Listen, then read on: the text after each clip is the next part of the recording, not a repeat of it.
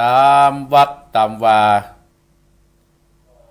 ขอความสุขความเจริญจุงบังเกิดแก่บรรดาศรัทธาญาติโยมบรรดาพ่ออุ้ยแม่อุ้ยพ่อออกแม่ออกพี่น้องคณะศรัทธาญาติโยมทั้งหลายวันนี้ซึ่งก็เป็นเจ้าของวันที่24เดือนมีนาคมพ.ศ. 2567ตรงกับเดือน6เหนือขึ้น15ค่ำพำว่าเป็นวันอาทิตย์วันนี้อาตมาภาพได้รับความเมตตาจากท่านผอ.ของเฮาท่านพระครูอภิวัฒนวิกรมท่านรองเจ้าคณะอำเภอดอยลอของเฮานั้นได้เมตตาให้อาตมาภาพนั้นได้มาพบปะศรัทธาญาติโยมบรรดาพ่ออุ้ยแม่อุ้ยพ่อออกแม่ออกพี่น้องคณะศรัทธาญาติโยมหมู่เฮาทั้งหลายตอนเจ้านี้ก็ขออนุโมทนาขอบคุณเจ้าของสถานีวิทยุทุกสถานีที่เกาะเกี่ยวสัญญาณกันไปทั่วบ้านทั่วเมืองอาตมาภาพพระครูวรธรรมนาถเจ้าอาวาสวัดหนองเหียงตำบลสันติสุขอำเภอดะรอดจังหวัดเชียงใหม่ก็ขอขอบพระคุณเจ้าของสถานีวิทยุกู้สถานีศรัทธาญาติโยมมาแล้ววันนี้มันเป็นวันพระวันศีลศรัทธาญาติโยมเป็นวันพระวันศีลอาตมาภาพก็จะได้ได้จาศรัทธาญาติโยมวันนี้ก็จะได้เอาธรรมมาเทศนาให้ศรัทธาญาติโยมก็เอาธรรมไว้ที่ในห้องเดียอาตมาภาพจะไปลุกเอาไปกันเนอะเสียงอาจจะดับไปกรรมอาตมาภาพขอสุมาเด้อบ่ได้กรรมมาสกรรมขอดับประกรรมเนอศรัทธาญาติโยมเนาะ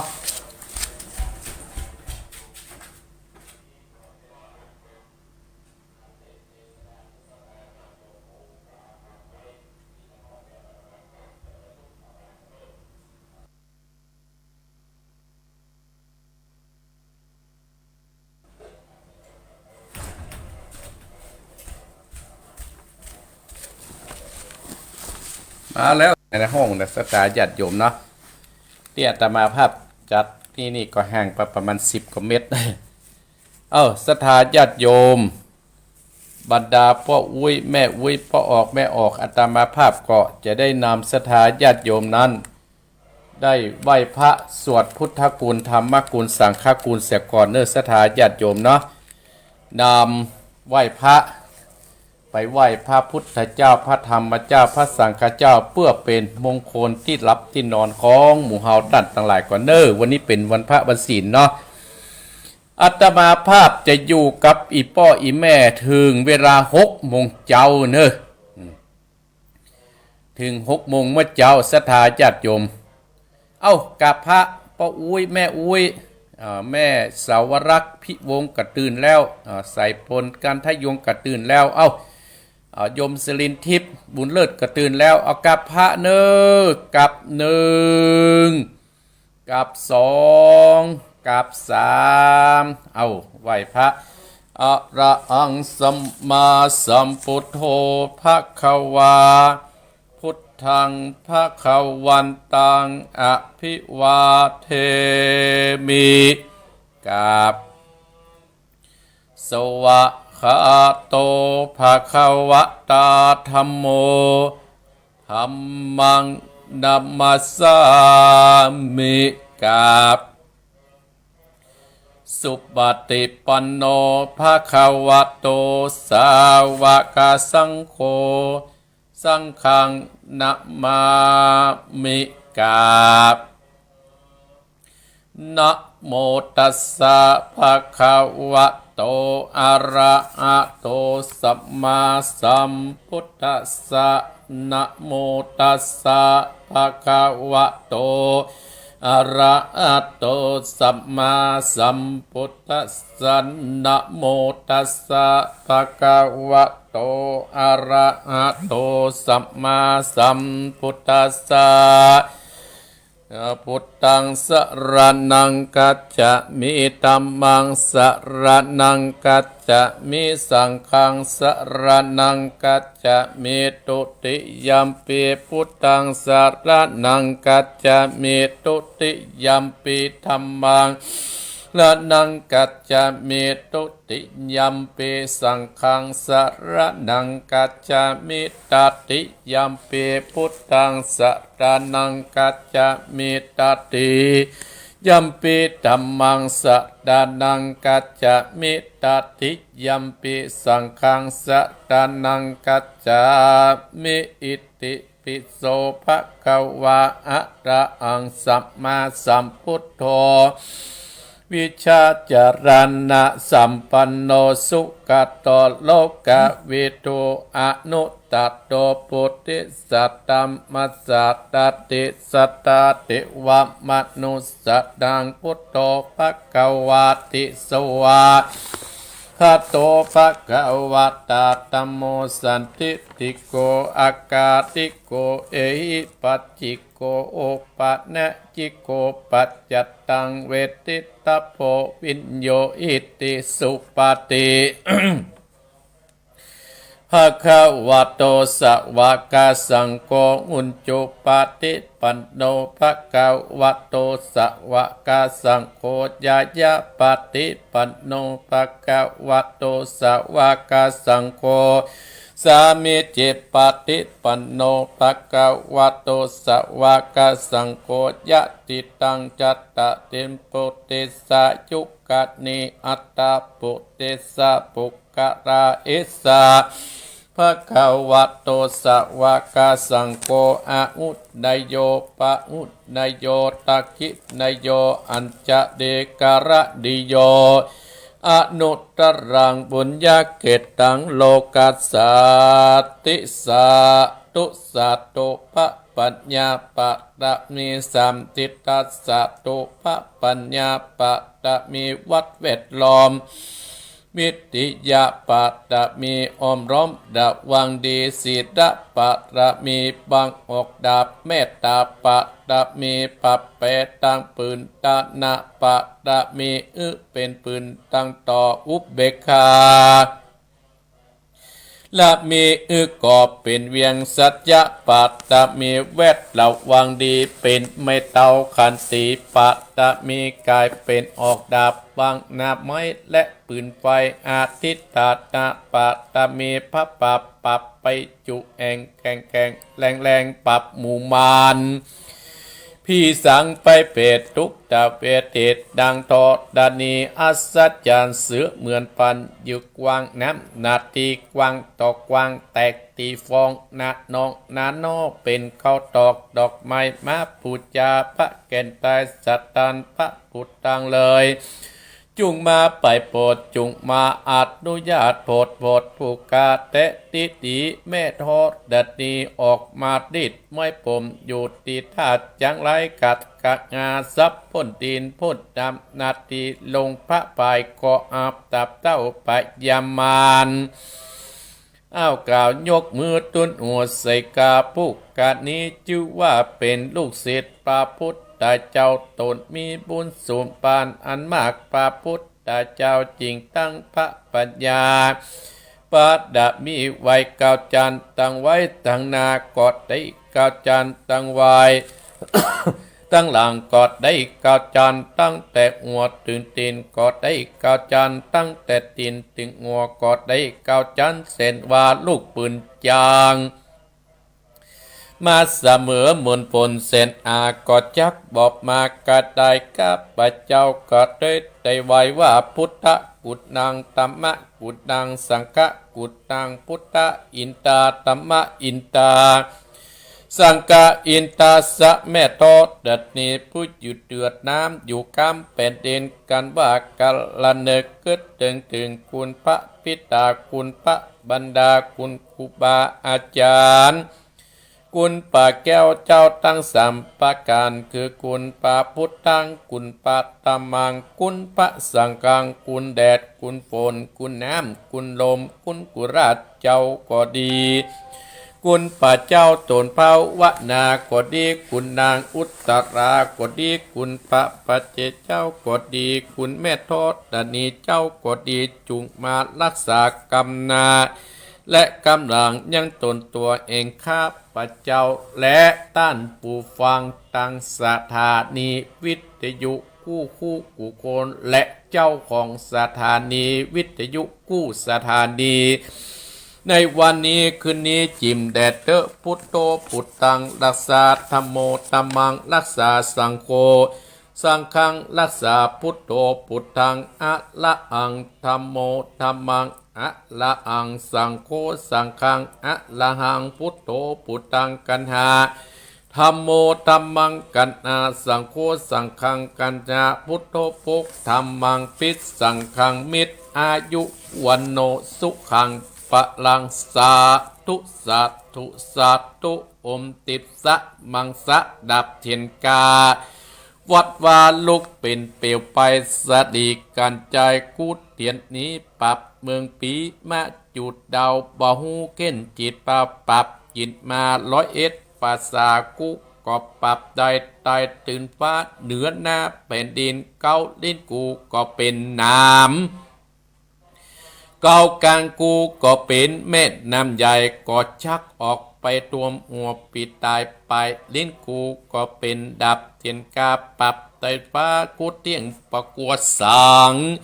อมสะอาปัตโตมังสวะหายอมเป็ดจะรำแผ่นดินดำไว้วาวาดสายตาพิกาดกับนีละคนดีตูไว้ติดนี่อย่าเอาตัวหมู่ตันตั้งผีมันและผีเขน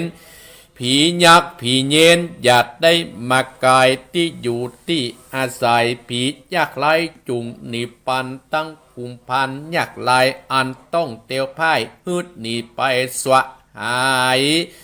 สาธุดูกะลาเจ้าว่าภัยญะอันว่าภัยตั้งหลายประการต่างๆนานาเป็นต้นว่าไฟไหม้ก็ดีไฟอันเจ็บใครได้เป็นภัยญาติก็ดี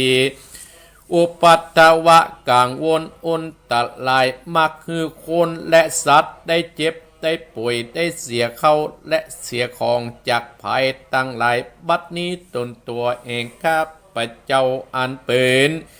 ลูกศิษย์พระพุทธเจ้าจักถอดจักถอนไปแล้วตั้งแต่นี้เป็นต้นไปขอหือเจ้าตั้งหลายไม่มี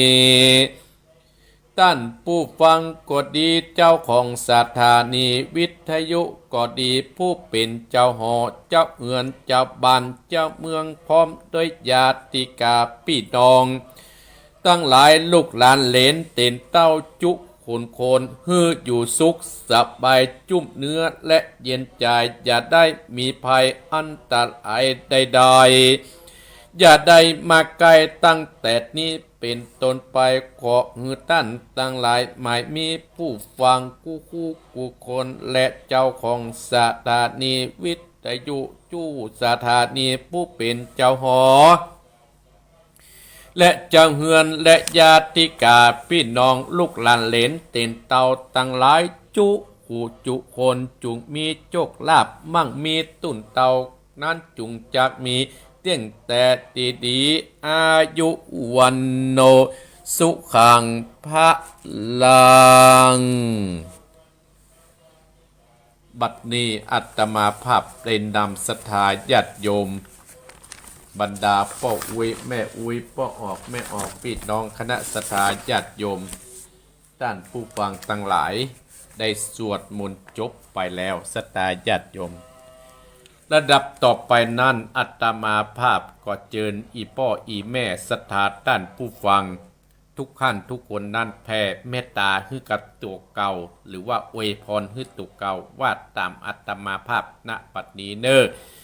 อะหังสุขิโตโหมิ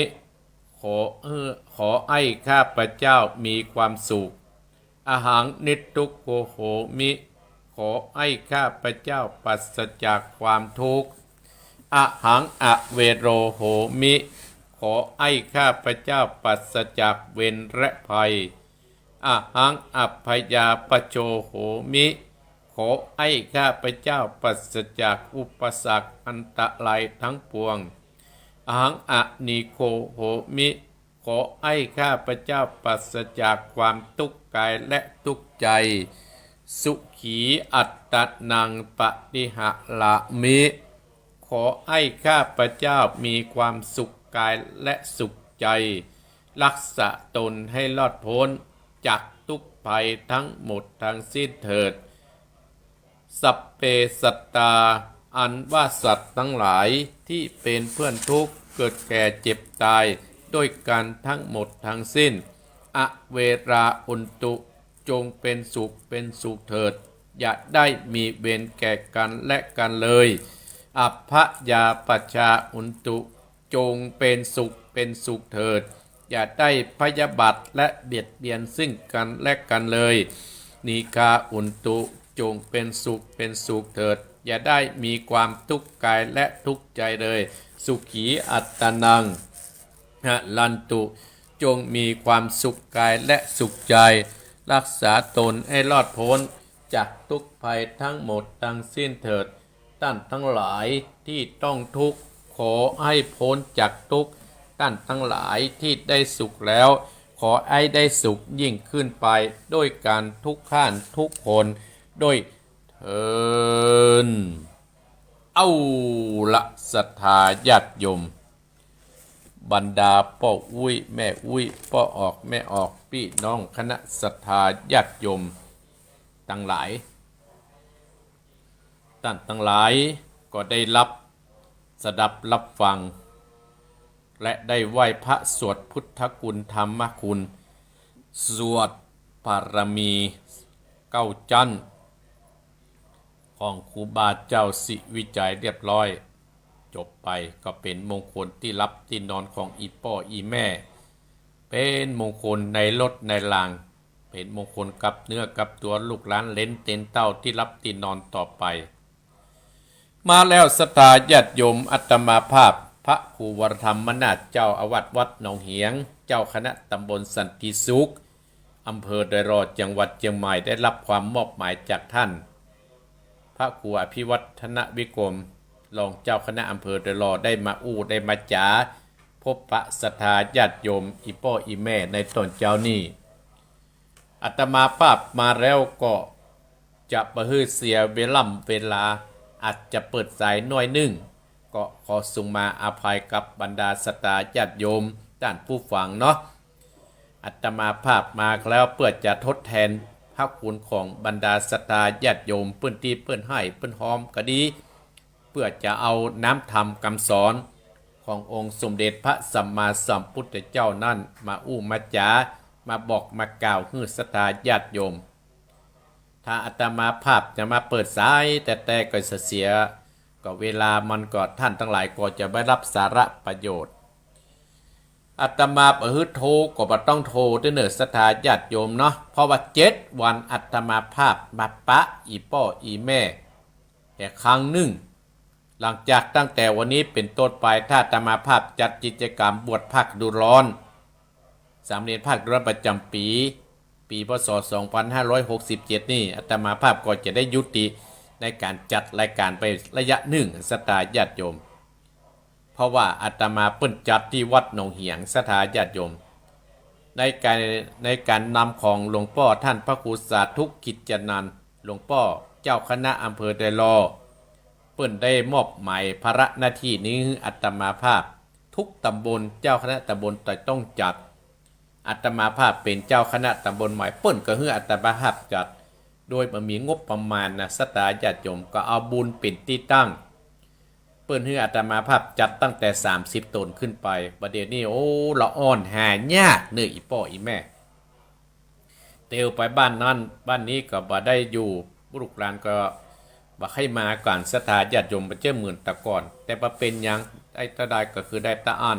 10 นิ้วอาตมาภาพขอบคุณศรัทธาญาติโยมท่านผู้ฟังทุกท่านที่ได้มีเมตตาจิตที่ได้เป็นเจ้าภาพเจ้าศรัทธา เป็นเจ้าภาพเจ้าสถานน้ำปานะก็ดี อาหารการกินก็ดีอะไรอย่างหลายเพลงเอาลูกเปิ้นมาเลี้ยงเอาเมียงเปิ้นมาอมสตาญาติโยมเฮาก็จะต้องเลี้ยงดูแลเปิ้นพอให้พอดี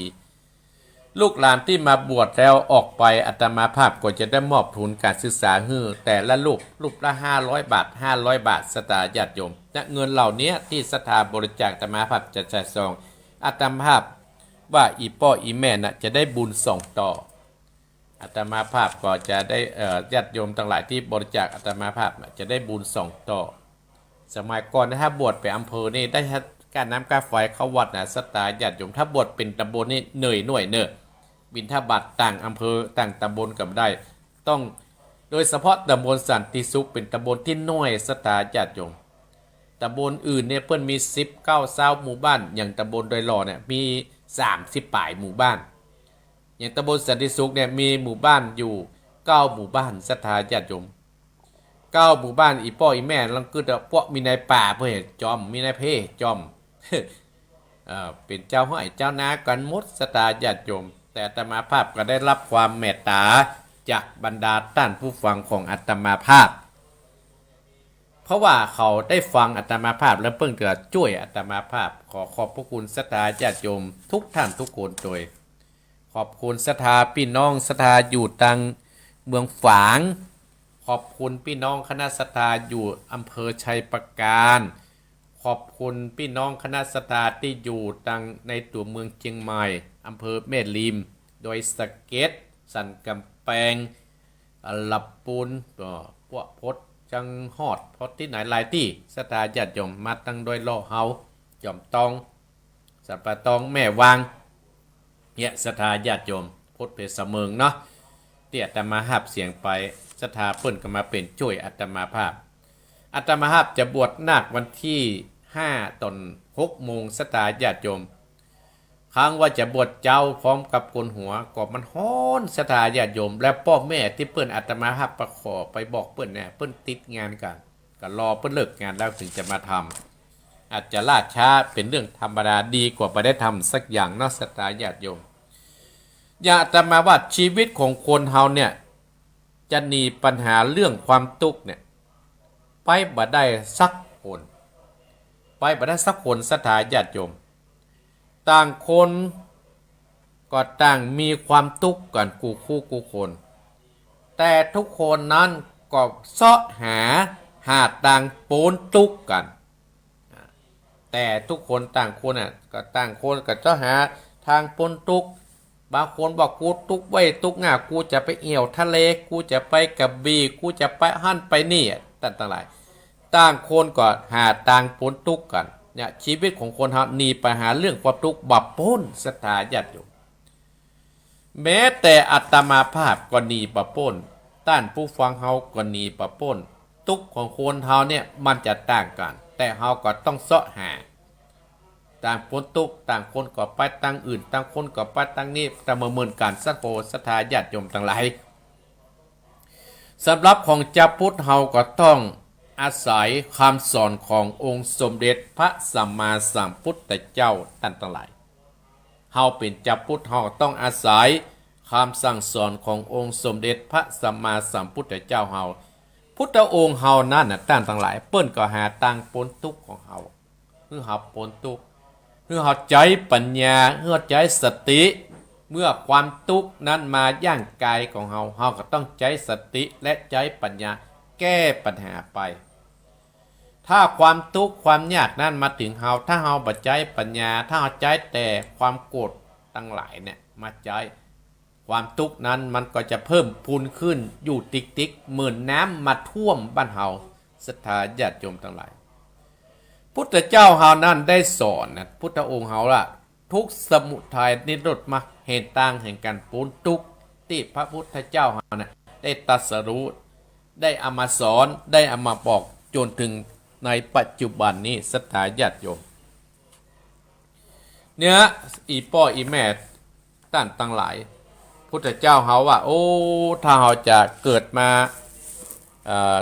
าเป็นคนจะพูดนั่นน่ะศรัทธาญาติโยม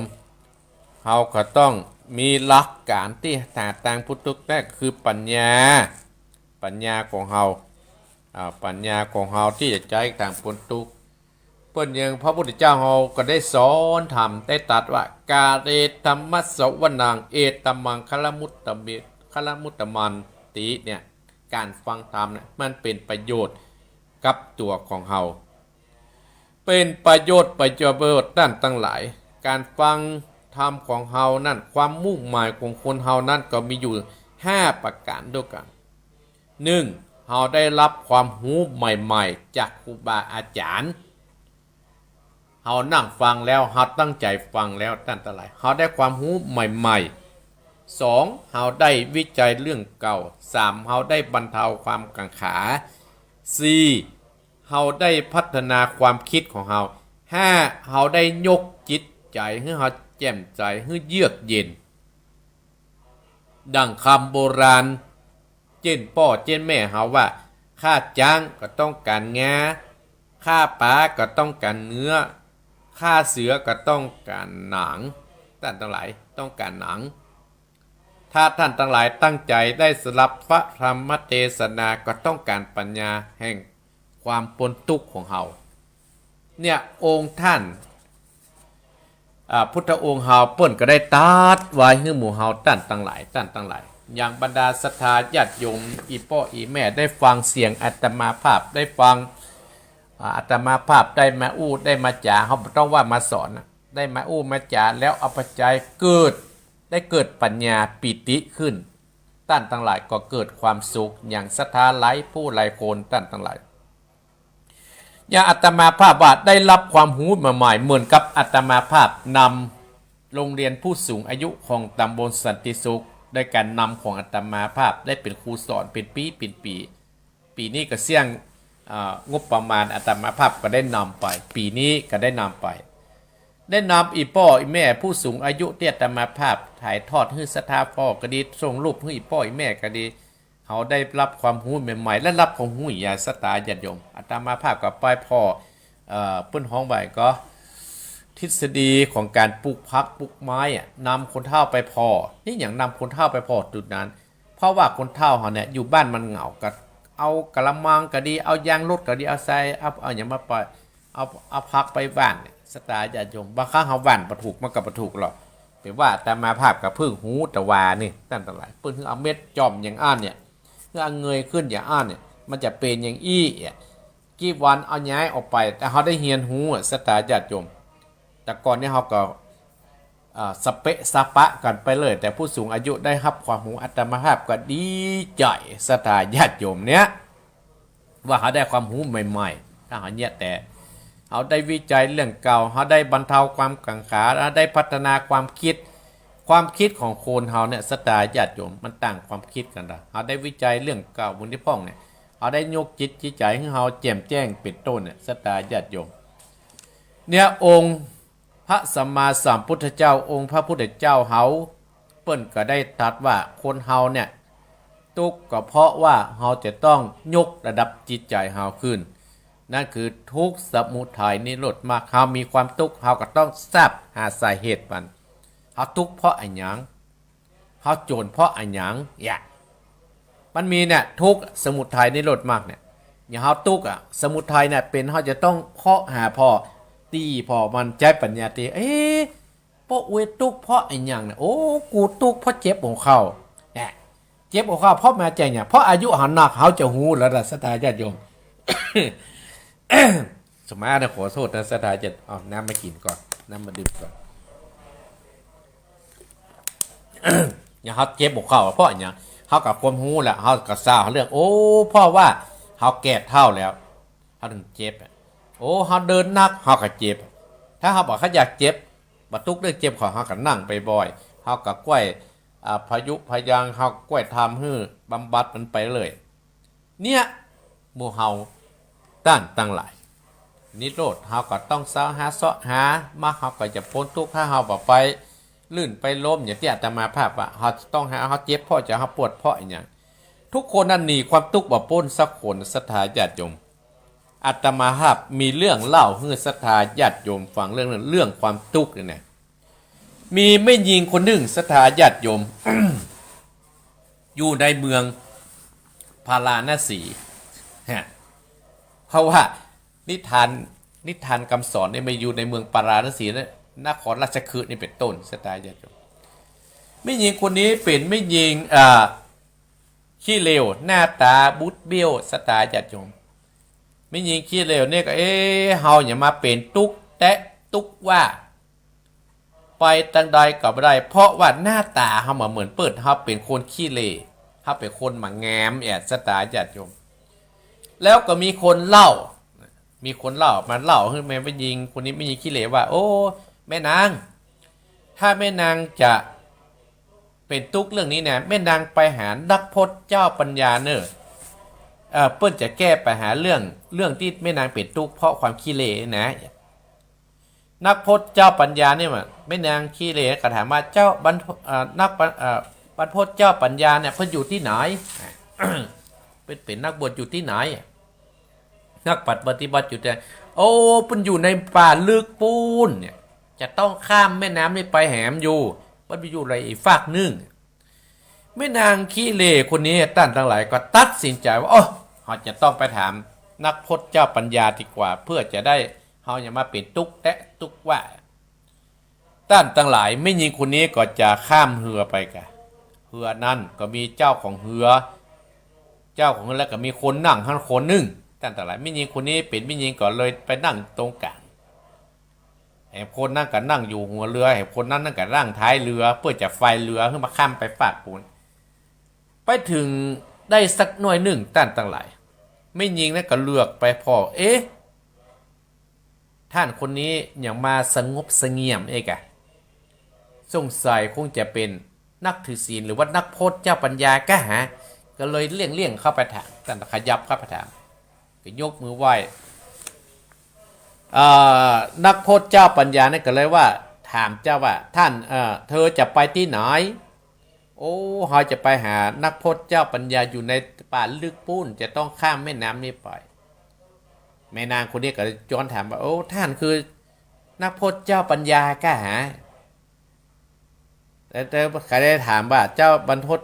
นักบรรพตนั่นน่ะคนนักก็ถามว่าท่านมีปัญหาเธอได้มีปัญหาเนี่ยก็เลยเล่าให้ฟังอ๋อข้าสบายใจแล้วข้าได้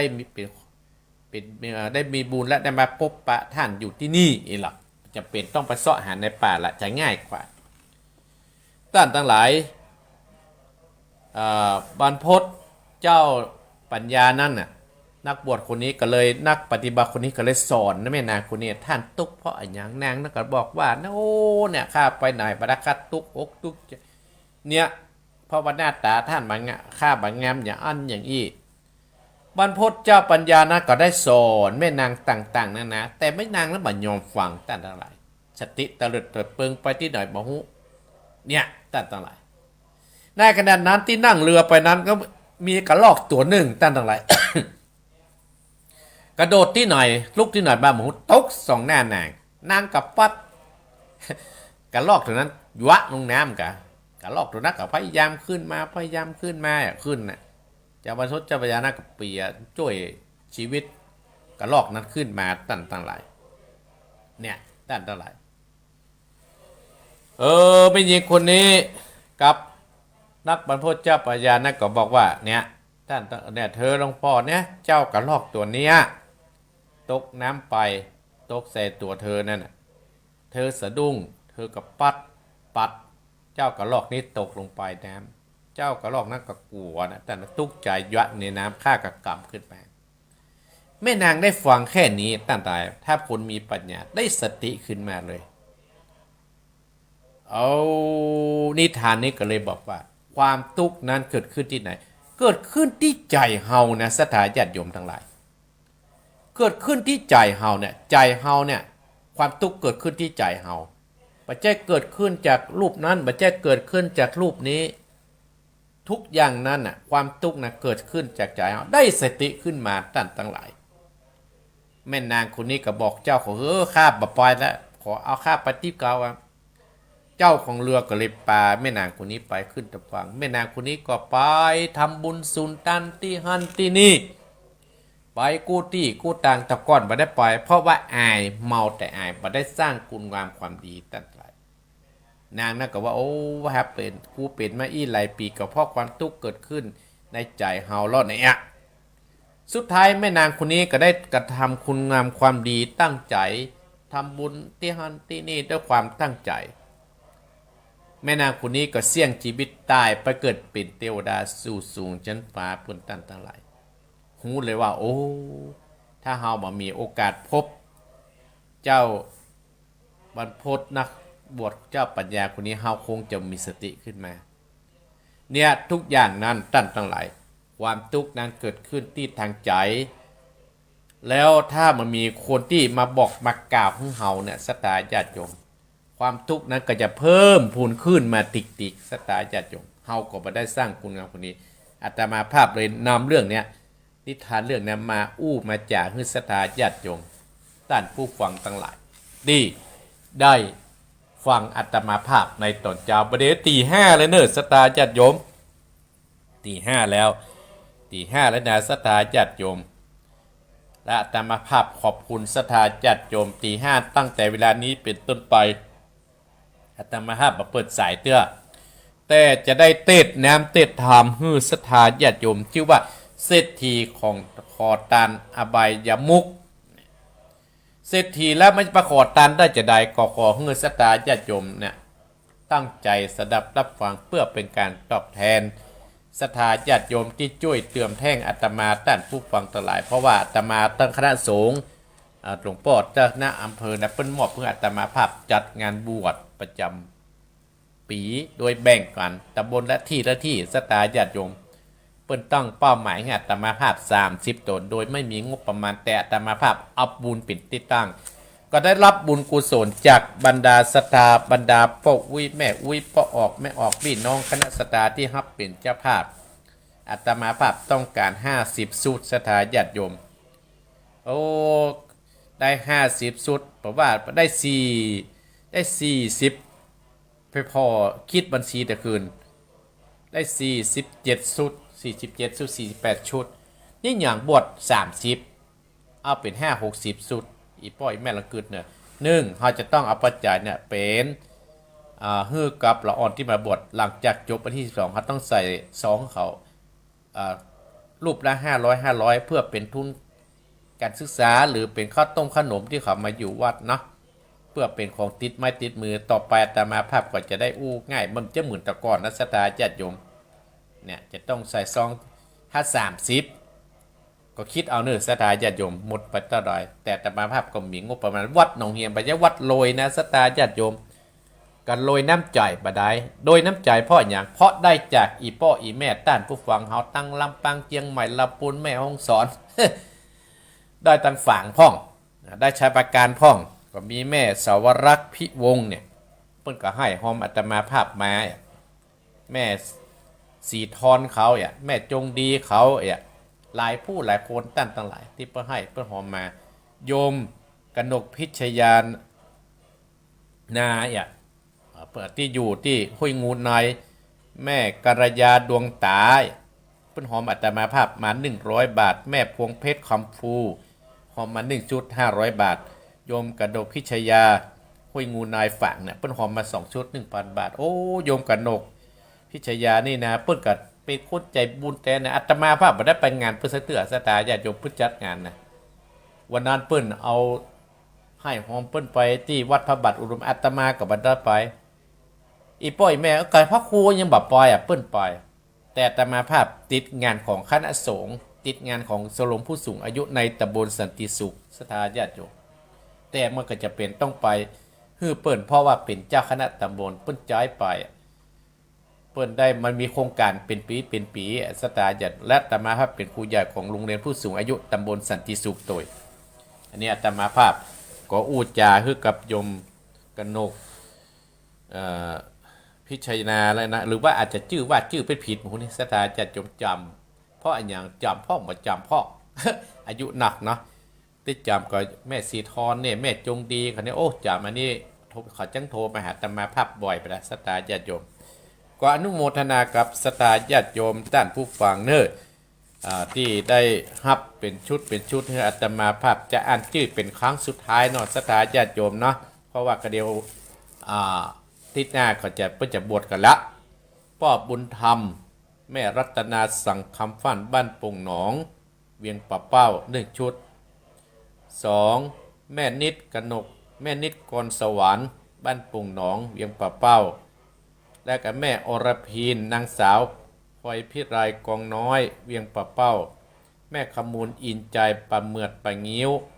แม่ปณีอินใจบ้านปะเมือดปะงิ้วเวียงป่าเป้าแม่จันสวยวันเก๋เวียงป่าเป้าบ้านปะเมือดและแม่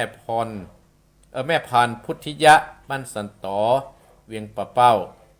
แม่ดีพุทธก้อนบ้านปะเมือดปะงิ้วเวียงป่าเป้าแม่เทียมจานคนเที่ยงสันปะเค็ดเวียงป่าเป้ายมสมพรรัตนางสันทรายปะเมือดเนอและแม่รจนาคำพิระบ้านต้นแหน1 ชุดแม่บุญวงดีบ้านสันกลางหนองตองห่างดง1 ชุดและก็หมายมีป้อป๋าแม่สีพันบ้านสงแคโดยหล่อ1 ชุดแม่ติ๊บแม่ติ๋มบ้านอุโมงค์ละปูน1 ชุดแม่บุญศรีสังเลงต้นเพิ่งเวียงหนองร่อง3 ชุดและแม่จันฟองพลตำรวจโทพุทธชัยยะยองแม่โบเรล1 ชุดและแม่เพนต้าจางเวียงหนองร่อง1 ชุดแม่ศรีลาสุริยะบ้านตุ้งลูกเนอถ้าฟังรายการอยู่7 ชุดนายเกษมนางบุเรน1 ชุดนางยุทิพาสิมหาชาติกรปกลาง1 ชุดแม่สอนพัดใจ1 ชุดแม่จิตตานางสาวปฐาพรอินเผาดงป่าหวาย1 ชุดแม่ตรองจิตเขตกันสันกำแพงพ่อพรวิทย์ไลตันไหวพ่อสีทรกาวิชัยคนละชุดเนอร์นายแดงนางอัชราน้องเฟิร์นโดยปุย1 ชุดนายรุ่งโรจน์นางไพบูลย์จิตหรือสีเหล่ายาวบ้านโฮ่ง1 ชุดเฮียชวนพิรมกิจนางสมศรีเจ๊พลอยพิรมกิจแม่รัตดาวงเติง1 ชุดพ่อทองคำแม่อัมพรอินทยา1 ชุดพ่อมนพแม่ทองเหรียญกันทิยา1 ชุดพ่อหลวงอนุสารแม่หลวงวราพร1 ชุดบ้านเหล่ายาวเนอแม่บุญมีนายชูวิทย์นางจรุวรรณกันทิยะ2 ชุดแม่แก้วแฮนางสาวอัมพรจันกวีและเพื่อนออสเตรเลียนางสาวสุดาทิพย์เสน่หาบ้านเลี่ยงเสริมขวาอำเภอเสริมงามจังหวัดลำปาง9 ชุดนางสาวสิริพัฒน์รัตดังบ้านปะเมือดสันทราย1 ชุดแม่ออยทามันสันบาเค็ดเวียงปะเป้า1 ชุดนางสาวจันแสงกันทิยะนางสาวทัศนีเป่าหริงบ้านเหล่ายาว1 ชุดและแม่สาวรักษ์พิวงงาม1 ชุดที่ได้อุทิศบุญกุศลให้กับเจ้ากรรมในเวรเนอร์และแม่กัญญาดวงตา100 บาทแม่พงเพชรคำฟู500 บาทและยมกนกพิชัยนา2 ชุดอนุโมทนาห้วยงูหน่อยเนออนุโมทนาสาธุเนาะอาตมาภาพก็จะอ่านวันนี้ป้าไพจะได้มาเกาะมาวันที่6เด้อประมาอาตมาภาพก็จัดถวายคนเดียวเลยเนาะศรัทธาญาติโยมแล้วก็ภายจะโอนก็อาตมาภาพก็จะบอกเลขคือฝั่งเนอเลขหมายบัญชีที่ภายยังที่ให้ที่หอมแล้วว่าจะหอมเองนะที่เพื่อนอาตมาภาพประกาศชื่อเนี่ย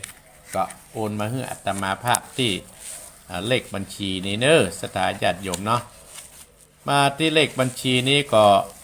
ที่อาตมาภาพนี่ประกาศในบางคนยังได้ส่งมาเนอประกาศประบดายนะศรัทธาญาติโยมเลขบัญชีชื่อบัญชีพระครูวรธรรมนาถชื่อบัญชีพระครูวรธรรมนาถธนาคารไทยพาณิชย์ศรัทธาญาติโยมสันปะตองธนาคารไทยพาณิชย์สันปะตองเลขที่บัญชี661217812และ2661217812แล้วก็2ศรัทธาญาติโยม ชื่อว่าพระครูวรธรรมนาถธนาคารไทยพาณิชย์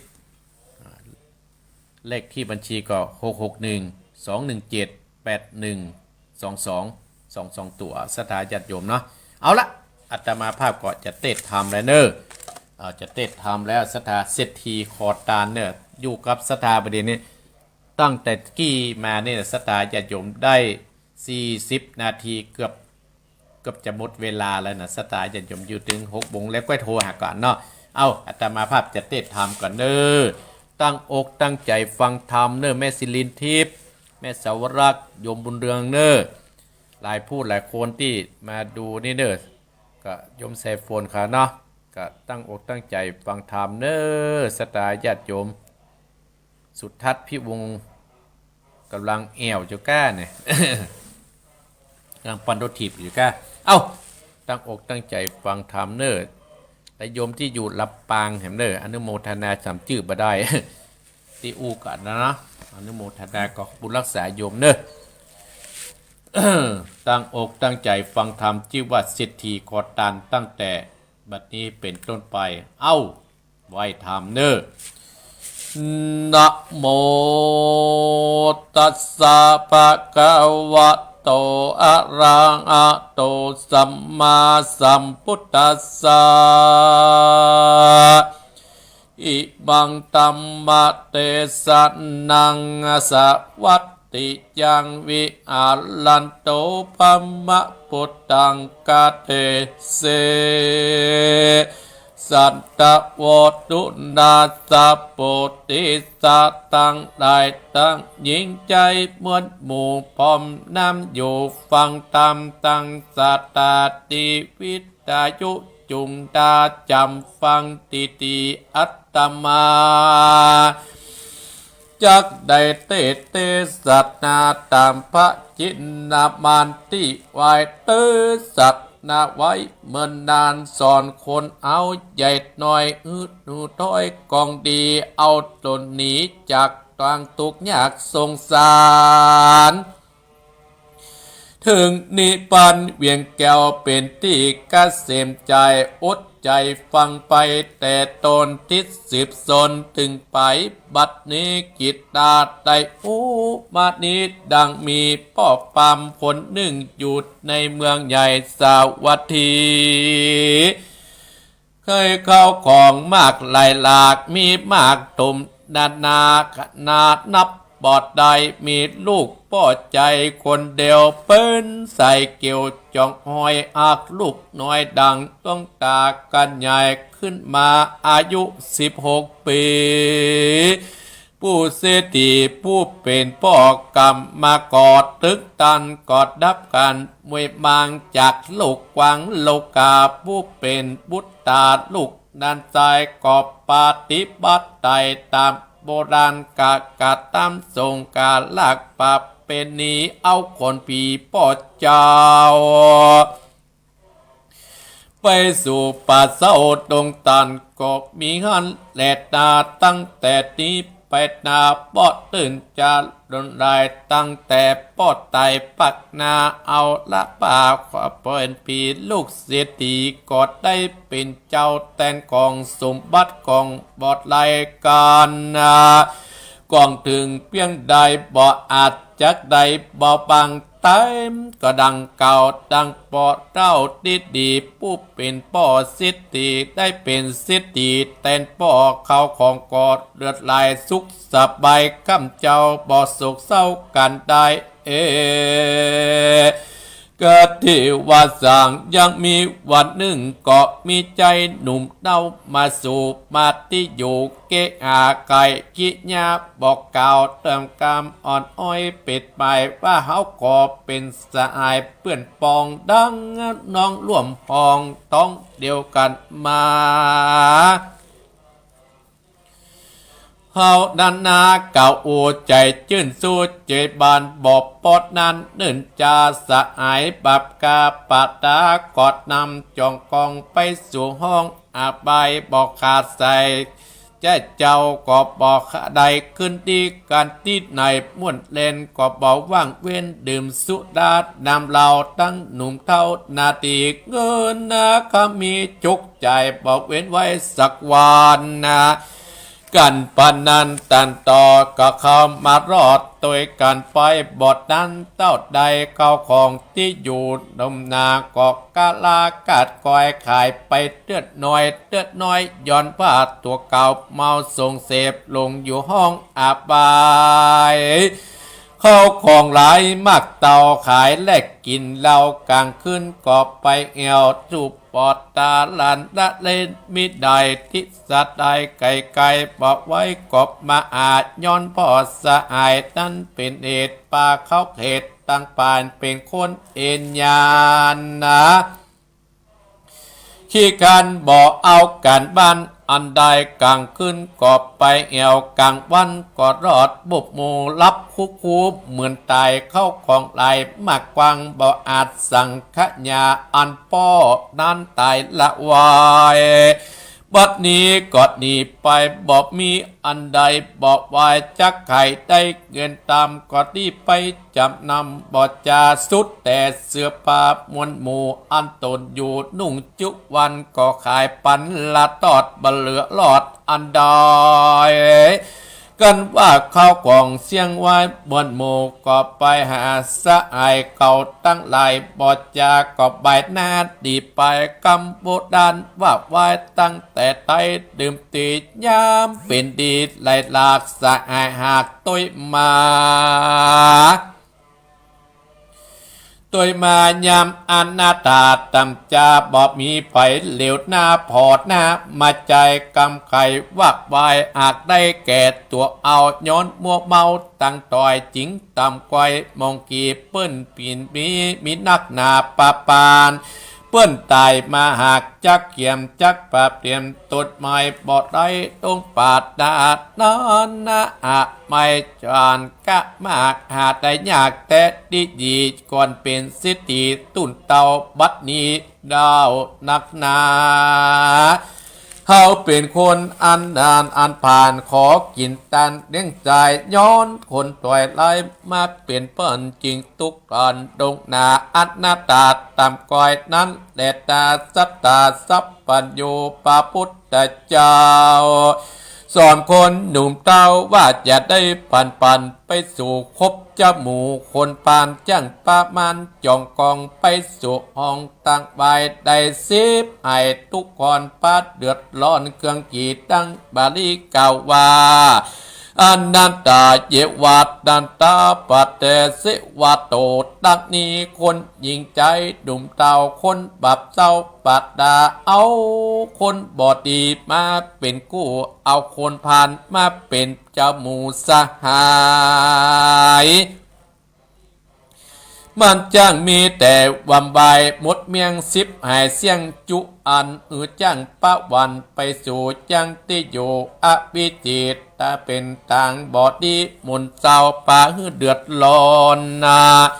ด้วยน้ำเล่าล้างคืนมาเล่าบอกเป็นปัดเอ็นเส้นกันปัดดาดมือจุอันแหล่บอกเป็นเวทตั้งจูเป็นนักเลงสูตรหน้าที่การงานมีก่อขี้การบอดสะตันกวการนะสุราษนำเราบอกว่าคนหนุ่มเท่ายิงใจจักกินไหลน้อยยากตดมันก็มีนักหนาปาปานเสียเงินทองบัดตายเจ็บป่วยกายจ้างมีมาสติปัญญาตำกอยมักเป็นต้อยกำเถียงกันบ่หูจักคืนวันค่ำเจ้าเป็นตั้งเจ้าวางบายบ่หูละอายเดือดนาได้ตำจาแดดนากำดินตาแหล่เถียงแก่โตนจักปาบมันตบใจตุกจากห้อยนั้นแดดนาเต็มประกาศนึกนามิดไว้นั้นเป็นคนพานนะไปสู่แอวเมื่อค่ำเมื่อคืนเป็นต่างบันแต่อยากมีต่างนัดนาแหลดนาโคนนาพันมาเป็นเม็ดเหมือนงูพิษมาอยู่ไกลแหลดนา วัยรุ่นและนาตั้นตั้งหลายจักมาบะเวนที่ม่วนเล่นกอบปากันปะนันมีตดมากลายกอดดีกำโบราณแต่ก่อนเจนปูมอนสอนกันมาจุ่มคนโจรอันว่าหมู่จนตัวลายลักษาบาลอ่อนได้เหลือปลายไฟไหม้แต่มุ้ยมางก็ยังเหลือดีแผ่นดินกันปะนันกินจนมุดจนเสียงแหลดนาเหตุนาตั้นตั้งหลายอย่าได้เอาโคพ้นปาลามาคบหาปากันไปคบหาบัณฑิตนาปาดดังบาดีว่าสุขโขหะเวสัมพุทธเสสนาสหาตุดังนี้การคบบัณฑิตนาปาดอันสรัดเมตีกองได้ดีมากขอดันจังหลายการหานต่างบุญและบาปกองใหญ่บอดสุภาพก็ฮืดดีอันบอดดีก็จะได้เตียวไปหาตามได้จุมใจฝ่ายนั้นและนาแถมประกาศหนึ่งนะมุลสตาคนยิงใจขี้ค้านอย่าเอาหันเอ็นยานอย่าคบขาอย่าได้เอี่ยวหาวางการกลางโอนการของตนบอดมากน้อยบะไว้โทษตำจักไข่กรรมกะอ้างต่างๆนานามักอ้างว่าเจ้าบาทเจ้าเบตีนักบาทเจ้าเบตีกล่าวว่าคนดังนี้จริงใจแม้มีสมบัตินักไต่แต่ก่อนเช่นปูมอนปิตตาย่ำกะลาเมื่อซอยตุกจ่องห้อยไปโลนนาส่วนตระกูลกันยากทุกลำบากเกืองกีบบอกมีขันติต่างบานขย้อนต่างกันต่างงานย่อมทุกผ่านกว่าเก่าหลายเต้ากัดนาเป็นดังคนอนาตากันยากอดยากกัดต่างการย่อมบอดทุกกันดังเก่าจักตุ้นเต่าได้เป็นเจ้าเศรษฐีและนาและนาดังนี้เตสนาตั้นตั้งต้อยได้สดับรับฟังเป็นกองที่ได้อาจสูญการกองอันใดดีตั้นตั้งหลายจุงชัดจำเอาไว้ใจกับตนกับตัวอาเป็นขัวกายลอดเพียงแก่ยอดนิดละปานมันตันอย่าขาดอย่าประมาทกองตามเป็นตั้งนำไปสู่อย่างที่อยู่เจยบานสุขสำราญข้ามเจ้าบอดโศกเศร้ากันใดกันเอาตายลาปากหนีจากเมืองโคนย่อมเอาตนไปที่ประเสริฐเมืองสวรรค์มุลสตาคู่คนยิงใจโลภาใหญ่น้อยอย่าได้มาปาดอินทรีวันนาโสภาตั้นตั้งหลายปัตตนาอันใดก็ของใดดักอ่านดังกรรมที่อัตตมาได้เตสัตนานิติตังก็บังคมสมเลสเดช เอาละศรัทธาญาติโยมอาตมาภาพได้เทศนาจบไปศรัทธาญาติโยมอีพ่ออีแม่พี่น้องคณะศรัทธาหมู่เฮาท่านทั้งหลายได้สดับรับฟังไปแล้วเศรษฐีขอตานนี้เปิ้นก็มีเรื่องเล่าในธรรมว่ามีเศรษฐีคนหนึ่งอีพ่ออีแม่มีเงินนักหนาปาปั้นในขณะที่พ่ออยู่นั่นศรัทธาญาติโยมพ่อขอสอนลูกว่ามีเงินมีทองอย่าไปใจโอยเกินตัวจะไปใจเกินตัวมันจังลำบากใจเมื่อลุ้นดีๆเขาได้เป็นตุกเป็นเศรษฐีขอทานนะพ่อเพื่อสอนเมื่อพ่ออยู่นะศรัทธาญาติโยมแม่อยู่นั่นโอ้อุดมสมบูรณ์ไผก็อยากมาเป็นเพื่อนเป็นฝูงห้องอยู่พ่อเลี้ยงท่านทั้งหลายคนเฮาหนีประปนก็คือความตายอยู่มาบันเนินมานานพ่อเศรษฐีพ่อแม่คนเนี้ยเพิ่นก็ได้ตายละลูกละเต่าละไอ้หนุ่มน้อยคนเนี้ยศรัทธาญาติโยมไอ้น้อยคนนี้ก็มีความกตัญญูกตเวหูคุณพ่อที่ได้หิมาฮื้อก็ได้ส่งสาขารตังคาบทำบุญสุนทานฮื้อท่านทั้งหลายไอ้น้อยคนนี้ก็อยู่ด้วยตามกรรมพ่อก่อนที่จะตายกรรมแม่ที่จะตายได้ติดในหัวใจตลอดติดในหูตลอดอยู่ปฏิบัติตามมาแยกการบัจเจ้าคนขี้ค้านท่านทั้งหลาย อยู่มาบ่เนินมานานเนี่ยก็มีคนหนุ่มคนหนึ่งเตียวไม่เอี่ยวหามาอู้มาจากคอมาเป็นเปื้อนแล้วบอกว่าเฮาเนี่ยสัญญาว่าเหมือนกับเฮาเป็นพี่น้องกันสตาญาติโยมลูกปู่สิทธีฟังอันเพราะว่าเมื่อก่อนนี่ก็อยู่กับพ่อกับแม่กับมาเหงาได้อยู่คนเดียวนี่กะเลยเหงาอยู่บนข้าวอีพ่ออีแม่พี่น้องคณะสตาตั้นผู้ฟังตั้งหลายไอ้น้อยคนเนี่ยเปื้อนที่มาเนี่ยครับป้าไอ้น้อยลูกปู่สิทธีเนี่ยไปเอี่ยวเมื่อค่ำเมื่อคืนไปเอี่ยวหั่นเอี่ยวเนี่ยกินเหล้ากินยาเมื่อวันก็ไม่ได้แยกการนอนรับเหมือนตายสถานญาติโยมมาเหมือนกับพ่อแม่อยู่แต่ก่อนไอ้น้อยคนนี้เป็นคนขยันลอกเหมือนพ่อเหมือนแม่เปิ้นขยันได้ถึงเป็นเศรษฐีนะคนใดเป็นเศรษฐีจะเป็นคนขยันลอกแล้วก็จะมีเงินมีทองเลี้ยงเนี่ยสะสมไว้กำน้อยอันน้อยเนี่ยอยู่กับไอ้คนที่ปานะไปเอี่ยวโจรทรัพย์สมบัติเสี่ยงหมดนั่นอะไรแม้แต่เสื้อผ้าก็ยังเอาไปขายจำนำเอาไปเล่นการพนันเอาไปเอี่ยวมาข้ามเมื่อคืนโจรไอ้เปื้อนของมันหนีไปตั้งแต่ไหนหนีไปห้องมากับมาด่ะไอ้น้อยเนี่ยก็เลยกึดถึงกับพ่อกับแม่ที่สอนกับโบราณว่าเปื้อนกินเนี่ยมีนักหนาป้านเปื้อนตายเนี่ยหายเนี่ยกึดถึงกับพ่อกับแม่สอนอันเนี้ยสถาญาติโยมเมื่อหัดทุกข์แล้วกึดถึงกับพ่อกับแม่อะไรกันโอ้มากึดถึงกับพ่อกับแม่เมื่อเฮา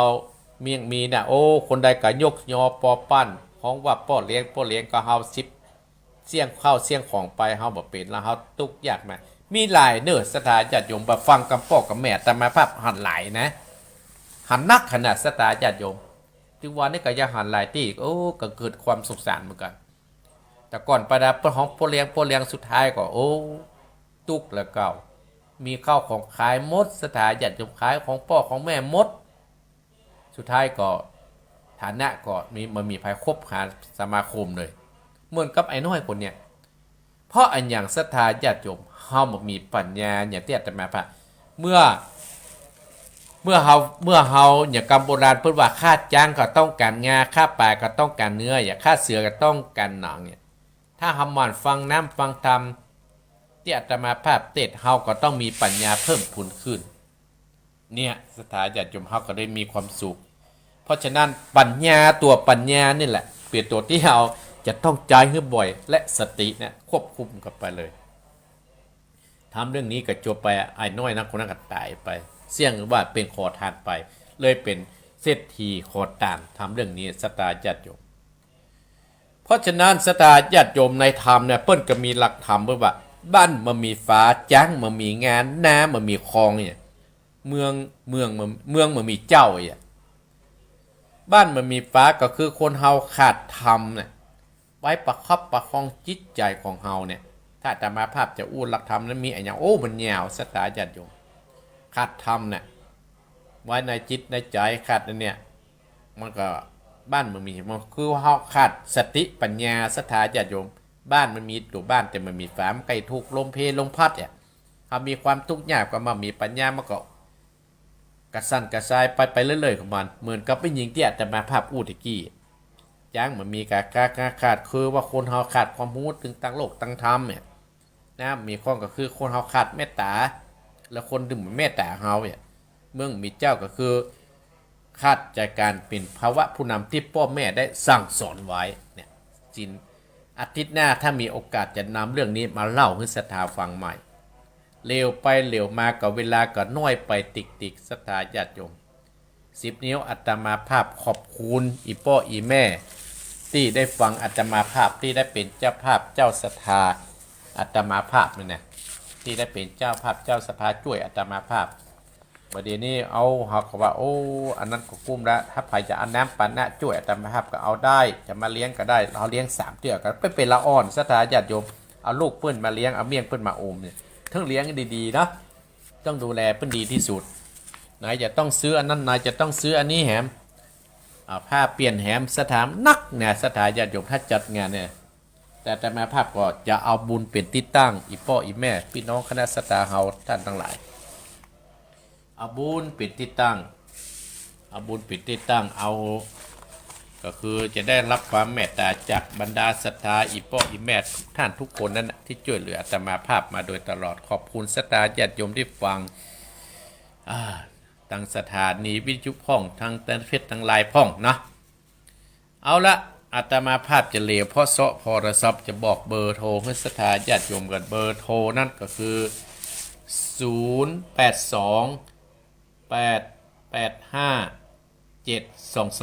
ถ้าภายจะให้โทรหาอาตมาภาพจะออกเจ้าหน่อยนะศรัทธาญาติโยมเนาะออกเจ้าหน่อยศรัทธาญาติโยมออกเจ้าหน่อยเพราะว่าวันนี้เป็นวันศีลเลวพ่อของพ่อแจ้งเว้ยนะศรัทธาญาติโยมภายจะโทรกับโทรให้เนิ่นโทรศัพท์หายไปนะวันละศรัทธามาดึงจะออกแล้วถ้าศรัทธาโทรมาบัดดึงได้ยินอาตมาภาพกระเปียมาเนาะภายจะโทรหาอาตมากระโทร0828857225ใครจะโทรก็โทรเนอะศรัทธาญาติโยมนี่น้องนี่โทรมาแล้วศรัทธาญาติโยมดีละโทรมาสายแรกจะเป็นที่ไหน703สายแรกจะเริญปอนพี่กอบพี่เปยพี่ถอนพี่พายตลาดตะไว้สายบัวแต่เน่าจากแม่จันโสมหลังคัดแม่สาวเจ้าแม่จันโสมหลังกัดแม่อย่างก่อนหลังกัดแม่อย่างก่อนแม่สาวฮะแม่สาวโอ้แม่สาวกันหลังกัดแม่สาวเโอ้น้ำขันมาสักกำแปดโอ้ติดงานแม่ปลาคนเท่าปลาหนึ่งเดียวกันนั่นนะเป็นหน้าที่เนาะอันนี้โมทนากับแม่เนอ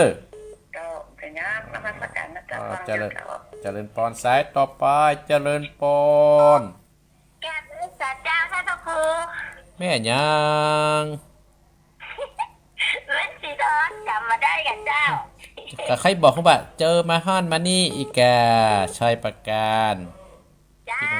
ฟังอยู่เจ้าชัดเจนดีแน่ภาษาดูดงบอกแม่ศิแม่สาวรักษ์โทรมาตัวเจริญปอนแม่สาวเจ้าท่านครูแม่อุ้ยฟังอยู่เจ้าแม่วิอินเสมิงเจ้าเสมิงวิอินท่านมาไปบางฝังก็จำเล่าเปิดได้ป้อยแม่ไปกะดีแล้วอนุโมทนาสาธุเนอเจริญปอนสายต่อไปคนน้อยเจริญปอนแม่ยังแม่สีแม่ติ๋มอุโมงค์ตื่นเจ้าได้แม่ติ๋มได้เจ้าแม่ของท่านอยู่เนอยินดีแม่ติ๋มเนอแม่ติ๋มอุโมงค์เนาะบุญรักษาเนอแม่เนอจะเริญปอนสายต่อไปจะเริญปอนพ่อบุญธรรมยินดีเนอพ่อบุญธรรมเนอจะเริญปอนใจต่อไปจะเริญปอนนะป้ามาดับไปได้ปัดเนอดับไปซื้อคนเดียว0828857225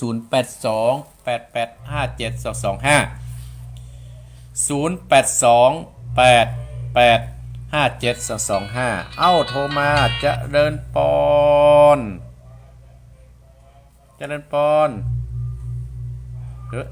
ยังมีสักอย่างจะเริญปอนแม่ยังแม่ยวงคำเจ้าบ้านน้องแก่อำเภอเป้าเจ้าแม่ยวงคำเหรอแม่เจ้าอยู่เป้าเจ้ายวงคำที่อยู่ที่ไหนแม่เนี่ยอยู่อำเภอเป้าเจ้าโอ้เป้าก่อนแม่เพิ่งโทรหาตาแมนได้กะฮะฟังแล้วเป็นจะได้ฟังแล้วม่วนดีฟังติ๊กเนี่ยวันติดทุกวันติดนะแม่เนอแม่ยงคำเป้าเนาะจะเลินปอนแม่ยงคำเป้าพุทโธมาใส่ครั้งแรกจะเลินปอนป้ออันนันป้อนันหลงป้อนันหลงใจคนจิกกอก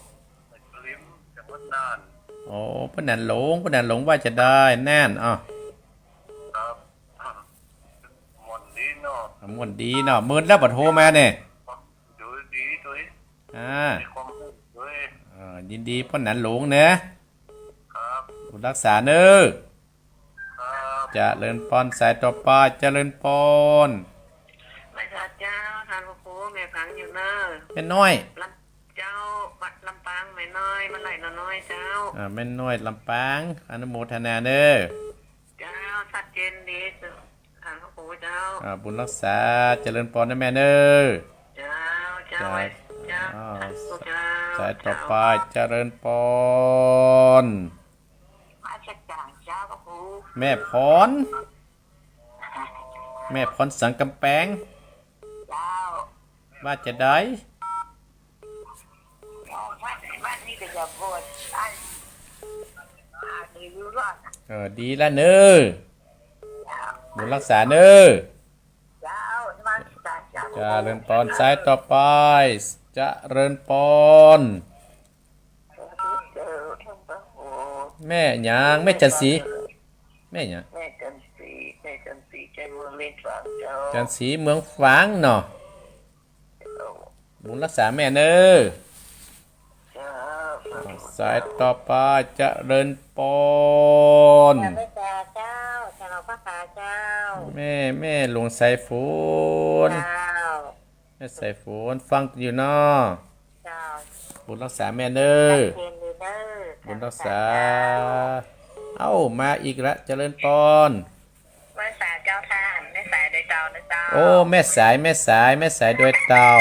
แม่ใช้การยังแม่สายโดยเตา เสียงก็ต่อ ไปจังไรวังนี้ เลี้ยงหลานเจ้า โอ้อนุโมทนาสาธุเน้อ เจ้า บุญรักษาที่ฟัง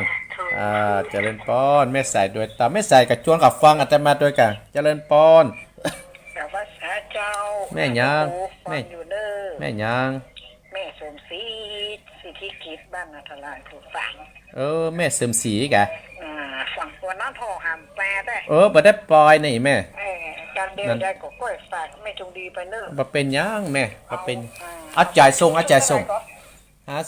บาทเอาจ่ายส่งมาก็ได้แม่เป็นหยังเน้อนันตารามพันนี้ไปเอี่ยวหาเน้ออันนี้จะไปเอี่ยวหาไม่จะไม่เสื่อมสีเน้อเจริญพรโอ้โคนเปิ้นเจริญพรเจริญพรศรัทธาญาติโยมก็มีแม่จันโสมหลังกัดแม่สาวแม่สิทรชัยประการแม่วิอินเสมิงแม่ตีมอุโมงค์พ่อปุณธรรมป่งหนองแม่ยงคำอำเภอเป้าอันนี้มาใหม่ศรัทธาญาติโยมป้นนันหลงแม่จรินน่านแม่น้อยติดดีลำปางแม่พรสันกำแพงแม่จันสีฝางแม่หลวงใส่ฝนแม่สายโดยเต่าแม่เสริมสีอนันตรามกับพ่อหาอาตมาภาพป่ะโอ้ยยังมาเนี่ยถ้าพระครูอย่าอาตมาภาพป่ะไหนกันมันก็มีภาระตรงนี้ก็เลยไม่ได้ไปห่วมกับหลวงพ่อสักคำบางทีห้ามมีโอกาสไปปุ้นห้องไก่ไปหอมอยู่วัดพระบาทอุดมที่หลวงพ่อเจ้าคณะอำเภอเฮาที่อาตมาภาพออกประเดี๋ยวนะแต่ประเดี๋ยวนี้ยังเหมือนได้มีโอกาสได้ไปเตื้อวันนี้งานเต็มนะเต็มภาระเหมือนกันนะมาพูดกับเต็มภาระนะกันพูดกับเต็มภาระตั้งแต่เมื่อเจ้ายันมาข่ำสตาญาติโยมพูดกับเต็มวันนี้กับเต็มวันฮือแล้วว่างวันฮือนี่ว่างละวันนี้เต็มมาพูดเต็มภายมันต้องมาแอวหาวัดติดเด้อสถาคุณเท่าจังมาแอวโอ้วัดไปไหนท่านพระครูเนี่ยโทรตัวหาตมาภาพ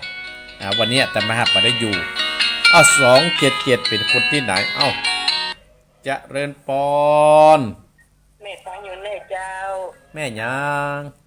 แม่ศรีวิไลปลานดอยสะเก็ด โอ้ เจ้า แม่ศรีวิไลเจ้าเก่าศรีวิไลแม่ศรีวิไลแม่ศรีวิไลจะไปโทรเบอร์นี้นะไผ่โทรมาเนี่ยมาเอาโทรเบอร์นี้เอาโทรเบอร์นี้นะขอบคุณเนอะขอจังโทรนะฮะดับอะไรแม่เอ้ยสมาร์ทไผ่ห้ามโทรเบอร์นี้เนอะเบอร์ที่จัดรายการนี้ห้ามโทรเบอร์นี้082 8857225ก็ได้ดับถึงหมู่นะใครห้ามโทรเบอร์นี้เนอะเอาโทรเบอร์นี้เนอะเบอร์วิทยุนี้082 8857225เอาโทรอัมปกรรม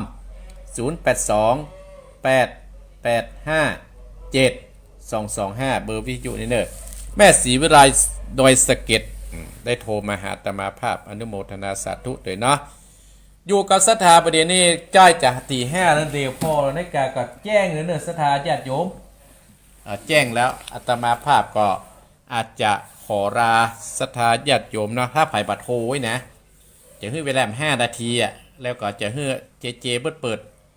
เพลงกาอัญญาการอท่านพระอาจารย์วรชัยเนาะเอาโทรมาเนอะ0828857225ไผ่จะอู้จะจาตามมาภาพก่อนอนุโมทนากับแม่จันสมหลังกัดแม่สาวแม่สีทอนชัยประการแม่อุ้ยอินเสมิงว่ายังมาปล่อยติดงานแม่อุ้ยตีมอุโมงค์พวกอื่นทำป่งหนองแม่ยงคำเป้าแม่ยงคำเป้าก้นนั้นลงจะได้เนี่ยโทรมาอีกอะจะเริญปอนเจริญพรเจ้าเจริญพรไปขออัตมาขอตมาเจ้าแม่ยังแม่เรือนคำโทรมาจากเป้าเจ้าแม่เรือนคำกะเจ้าคนเด็กกี้นะกะแม่เจ้าแม่เรือนคำเหมือนกันอันนี้แม่เรือนคำหำคนจะไม่เวนวัดของพระครูวชิรวิทย์เจ้าอันนี้แม่เรือนคำเป้าแม่ฟังครั้งแรกกันเนี่ยเจ้าฟังแต่เจ้าตื่นแต่แรกว่าตะก้อนไม่ได้ฟังอาตมาภาพก้ากำลังได้ฟังเจ้าอาตมาอยู่โดยหล่อพี่นะเป้ากระดอกไก่กันเนอะไก่เจ้าเป็นสิ่งที่ดีมากตื่นแต่เจ้าฟังสดชื่นมากเจ้าอาตมาจะมาวันติดเนี่ยวันเดียวแม่7 วันมาเตือนเนอะพระครูวรธรรมนาถเนอะบอกเขาเนอะอนุโมทนาสาธุแม่เรือนคำเนอะตัวแม่เรือนคำเป้า2 คนมาใหม่แม่เสริมศรีแม่ยงคำกับแม่เรือนคำเจริญพรแม่ยังแม่ไรเนอแม่ไรฟังอยู่แม่ไรฟังอยู่อนุโมทนาเนอะเวียงปะเป้าเจริญพรเจ้าเป็นกำลังใจเนอะขอบคุณเนอะเจ้าพระประชาเจ้าสายต่อไปเจริญปอนวันนี้อุโบสถอุโบสถวาสุกอยู่ที่ไหนไปเชียงดาวครับเชียงดาวอันนี้หลวงพ่อกะหลวงพ่อประกิตหลวงพ่อกิตใช่วันนี้อย่างตื่นขวายจะไปบิณฑบาตค่ะวันนี้มาศีลไปบิณฑบาตออกหรือยังไม่จะไป5:45เลยนะอนุโมทนาสาธุหลวงพ่อกิตยินดีวิสุขเอาโทรมาจะปล่อยแล้วเนอะแม่แล้วฮันจะเริญปอนแม่ยังปานีฝางปานีติดตามอยู่ด้าฝางวันนั้นไม่ได้ปล่อยสักคำไม่ได้แม่เนอะผู้จักไปหาแต่งพ่อไม่ได้เป็นป้ายละคนทุกเจ้าประจันนักเนอะอาตมาอาจจะแฝงพอเอาปฏิทินมากึ่งด้วยเนาะได้ปฏิทินนั่นหนูยินดีเนอะเจริญปอนถ้าจะหมดแล้วกันเนาะขอบคุณแม่ยงคำเป้าเนอะอาตมาภาพมาทุกวันติดเนอะชื่อว่าพระครูวรธรรมนาถเจ้าอาวาสวัดหนองเหียงตำบลสันติสุขเทศทำในวันติดแม่ปณีฝั่งกันมาแล้วหลวงพ่อกิจกันมาแล้วกับแม่เสริมศรีเนาะอนุโมทนาแม่เรือนคำเป้าเนอะแม่เรือนคำเป้าแม่ปณีกับแต่งว่าพ่อหาท่านพระครูมหานะฮะว่ามุจจาเขาขอนะก็เอาปฏิทินประตูกากระตุกเขาอยู่น้อยนะพ่อแล้วมึงมีแต่ว่าแต่มาห้าประดับปล่อยเป็นอย่างนักศรัทธาญาติโยมเนาะวันหน้าก็ว่ากันใหม่เพราะว่าแต่มาห้าติดภารกิจแต่ศรัทธาญาติโยมบ่ปล่อยก็บ่ได้นะเนี่ยจะเป็นต้องเอางานที่บ้านเฮานี่ไว้ก่อนเนาะเป็นของตำบลศรัทธาญาติโยมเป็นโรงเรียนผู้สูงอายุนำไปพองานไปเผื่อปุ้นอุดรไปเห็นนครพนมปีนึงมีครั้งหนึ่งปีหน้าก็มีเตื้องเองอะแต่ถ้ามีโอกาสน่าจะเอาอาตมาแน่เขาจัดให้กับคุณเท่าฟังอาตมาแพบเลยเนาะถ้าภายหารดีก็โทรมาหาอาตมาแพบเนี่ยเอาปลากับไปเอวเนาะลาปะเซาะที่นอนปิดตี้ปะกันปิดตี้หาโลดปลากับไปปิดตี้เนาะถ้าอาตมามีโอกาสถ้าจะให้ทำกันขออนุโมทนากับศรัทธาญาติโยมที่โทรมาเนี่ยเอาละศรัทธาญาติโยมอาตมาภาพก็จะขอราศรัทธาญาติโยมเจเนอร์ซ้ออย่างไซเนอร์จะออก15 นาทีเพราะว่าวันนี้เป็นวันศีลหน้าเจเนาะ อาจจะเจคงเข้าใจเนาะอาจจะเจได้ยินก็ได้ยินเก็บเตรียมเนอะเตรียมสลับเลยเนอะเพราะว่าวันนี้ตู้ลุงจะออกขวาออกเจ้าหน่อยถ้าเวลาทำได้ก็ออก6 โมงวะขอบคุณศรัทธาญาติโยมที่โทรมาหาอาตมาภาพทุกท่านทุกคนด้วยเนอะและงานที่จะมีก็คืองานบวชงานอาตมาภาพแต่ก็คืองานสลองเนอะศรัทธาญาติโยมสลองเจ้าคณะตำบลสลองงานพัดของอาตมาภาพเนาะก็ได้รับความเมตตากับโยมสมพรรัตนังสมพรกับเจ๊มุยเนาะบ้านแม่แกะแล้วก็โยมสมพรรัตนังบ้านปะเมือดสันทรายโยมเจ๊มุยเพื่อนก็จะมาร่วมเป็นเจ้าภาพเพื่ออาตมาโดยมีคุณโยมสมพรรัตนังว่าจะเป็นเจ้าภาพเป็นเจ้าภาพเป็นประธาน ถ้าเป็นเจ้าภาพได้หมดเนอะโยมพรหมดแน่น่ะจะว่าเหมือนเศรษฐีแต่ขี้เตี้ยนะภาพว่านะการทำบุญเนี่ยสตาญาติโยมเขาจะบรรลงบุญล้ำไปเขาก็ทำตามที่เขาทำได้เป็นประธานก็ดีละมาเป็นแมวเป็นกู้เป็นกิมการหูจักการภัยมาเป็นได้หมดสตาญาติโยมเราอุ้ยแม่อุ้ยท่านผู้ฟังนะอาตมาครับปุ้นวันที่22 มิถุนาปุ้นที่อาตมาภาพจะทำบุญใหญ่เพื่อตัวอาตมาภาพอันนี้ทำของอาตมาภาพนะสตาญาติโยมอันนี้ทำเพื่อตัวอาตมาภาพที่ผู้ฟังภายก็หลั่งไหลมาเนาะอาตมาภาพก็เตรียมโรงทานว่าเฮ้ยพ่ออีแม่กันเหมารถกันมาเนอะมาได้มาก็อาตมาภาพก็ถ่ายรูปส่งมาฮื้อ